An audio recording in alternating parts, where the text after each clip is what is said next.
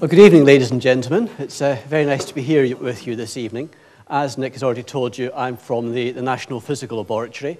We're about 10 miles from here in southwest London, and we're the UK's National Measurement Laboratory.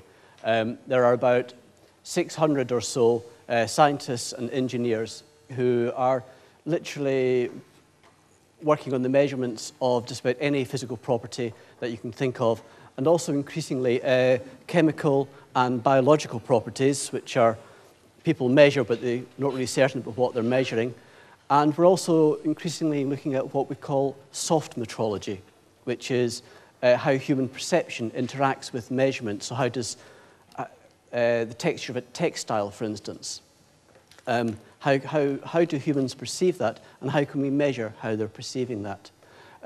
I'm part of the new media group, and we're looking at technologies not just like Second Life, but also Wikipedias and blogging and other web-based technologies such as YouTube for sharing the knowledge that we have. We have this concept called knowledge transfer that we think is very important. We've got lots of knowledge stored up in the brains of those 600 scientists, but they're not awfully good at getting it out and letting other people know about it. And that's what our job is. And this is one of the ways that we're doing this through Second Life. And I'm going to spend about 10 minutes just now, which is a very short period of time. And this will really be a whistle-stop tour through what Second Life can do, and also what we're doing to promote nanotechnology through this medium.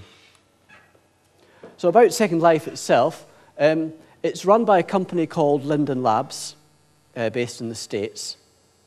And it's a virtual world. It's a world that exists in real time. So 24 hours a day, you can go in and you're in a real immersive environment that's three-dimensional. You can move around, much like any sort of basic computer game, really. And you interact with other people. When you see another avatar, as they're called, when you see another person walking towards you, that is another real person. It's never a robot, it's never a computer. Behind that avatar, no matter how strange it looks, and believe me, there are some very strange-looking avatars out there, there is always another real person with whom you can engage and talk. The other thing to remember about Second Life is that Linden Labs owns Second Life, and it owns the computers that Second Life is running on, but all the content is completely user-generated. Everything you can see, from the buildings to the furniture to the animals to the plants, everything within Second Life has been created by another user within Second Life. And that ability to create content is very, very important within Second Life. But the key thing about Second Life, as far as I'm concerned, is the social interaction. That ability to meet with other people, one-on-one, in groups, wherever they are around the world, and interact with them through voice, through text chat. It's a really wonderful way of meeting other people. Now, I better explain a little bit about the process. That is me. Pre-beard, I would like to point out. I grew this over Christmas because I got bored. And that's what I look like in real life, and that's me standing outside our nice new shiny building at NPL. But in Second Life, that's who I am, Bing Villiers. And I think you'll agree that the resemblance is definitely there. I think I might have to develop a beard. I have got sunglasses with me, but I won't put them on just now. But when I'm in world, that's what I look like, and that's how people know me. I'm actually dressed fairly normally. One woman whom I work with quite a lot, called Xantha, she's working on data visualization within Second Life, getting sort of real-time data and presenting it within Second Life as graphs or as molecules being built out of data sets. And she chooses to go around as a small blue teddy bear about that size. But once you get over that, you know, she's a very serious woman and she's very committed to what she's doing.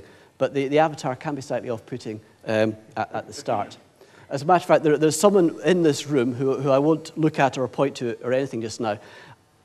I met him this evening for the first time. I only know him as Shukran Fahid. I don't even know his real life name. I only know his avatar and his avatar name.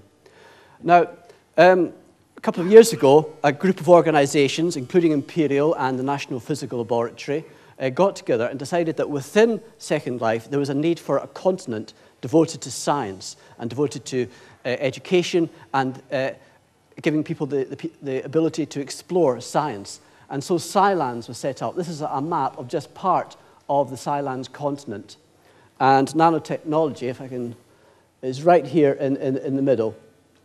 That is an island that NPL developed, devoted to nanotechnology and to knowledge transfer about nanotechnology. So there we go. This is not a very good plan of what it looks like. But why? Why engage with Second Life at all? Well, it's a great mechanism for sharing knowledge, and I'll give you some examples of that in a moment. It's a great mechanism for collaborating with other people. Through Second Life, we at NPL have teamed up with some people at the University of Denver and are now working on joint projects with them, which again I'll come back to in a moment. And again, I'm going to keep coming back to this. The key point about Second Life is interaction with real people in real time.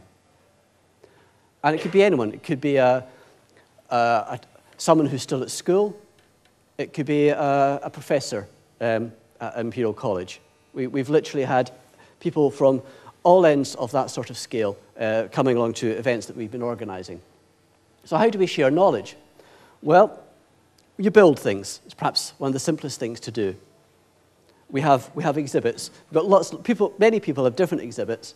So here we have a static one, a buckyball. And that just sort of sits there. People can look at it and go, oh yes, that's a buckyball. Not very interesting. Well, no, sorry. It's very interesting, but you can do more. This is an exhibit. This is a time-lapse sort of photograph. And it's talking about graphite and how graphite can be formed into tubes and spheres and things like that. And there's also an audio commentary. So as you're standing watching this, and I'm only giving you sort of brief snapshots of it as it develops, you can listen to the audio commentary and you can discover a great deal more about how carbon nanotubes are formed. A few months ago, no, sorry, not a few months ago, it wasn't that long ago, a few weeks ago, I went to an American university site where they have developed a giant testicle. And you sit in a little car and you're taken on a ride through all the little tubes and you can watch all the sperm forming. But that is at a very high level. I mean, they were using words I'd never heard of before, but I assumed it would be familiar to a medical student. So they were aiming very much at sort of the undergraduate, graduate level with their work in Second Life. And finally, exhibits. You've got the static exhibits, you've got the exhibits that you can watch while they do something in front of you, but you can also have exhibits that you can interact with.